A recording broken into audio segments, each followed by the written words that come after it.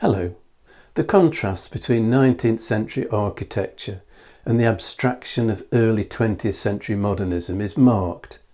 Modernist architecture can be compared with abstract art, where simplification and geometric figures superseded representational forms, as exemplified by artists such as Piet Mondrian with his rectangular abstracts. This is composition number 2 in a series of 7 compositions from 1920, and this Mondrian is from 1929. In the UK, modernist architecture appears in the mid-1920s, characterised by very rectilinear cubic forms with little or no ornamentation, white rendered walls and flat or low-pitched roofs.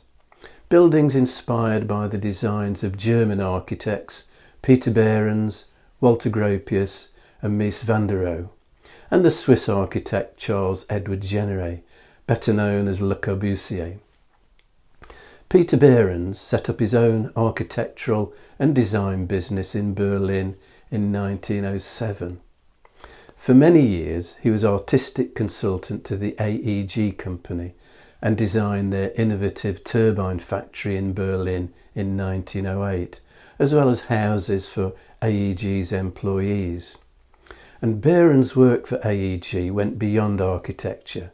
It included every design aspect of their business: the logo, their products, their catalogues, calendars and price lists. Its design used to create a uniform corporate identity. Walter Gropius founded the German art school known as the Bauhaus in 1919 and designed the Bauhaus building in Dessau, which opened in 1926, a complex of several linked wings in reinforced concrete with a workshop wing featuring a glass facade. The Dessau Bauhaus was reconstructed after sustaining damage in the Second World War. Mies van der Rohe was director of the Bauhaus from 1930 until it was closed down under pressure from the Nazi Party in 1932.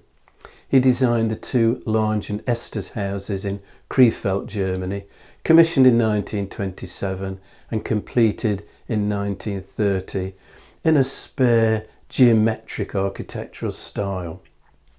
Both houses are now used for contemporary art exhibitions by the local city museum. Le Corbusier had moved to Paris in 1917, initially concentrating on painting. These still life abstracts are examples of his work. He opened his architectural practice in Paris in 1922 in partnership with his brother Pierre Jenner, and they designed several houses in a similar style for clients in and around the French capital. This is the model for the Maison La Roche, commissioned by a Swiss banker and now home to the Corbusier Foundation. This is the Villa Savoy at Poissy, a western suburb of Paris, built using reinforced concrete. The flat roof uses a garden and sun terrace, replacing the land taken by the building's footprint, although raising the house on supporting columns, known as pilotis, provides space for planting or parking, as well as allowing air to circulate. As an imported style, modernism arrived in the UK fully formed, as it were. There was no transitional stage. The contrast with 19th century architecture is strikingly apparent with the first modernist house in Britain, designed by Peter Behrens and built in 1925. Appropriately called New Ways in Wellingborough Road, Northampton, it stands out amongst its more conventional neighbours and was dismissed by critics at the time as a concrete box. Silver End in Essex was developed by Francis Henry Crittall as a model village for employees in his factory manufacturing metal window frames.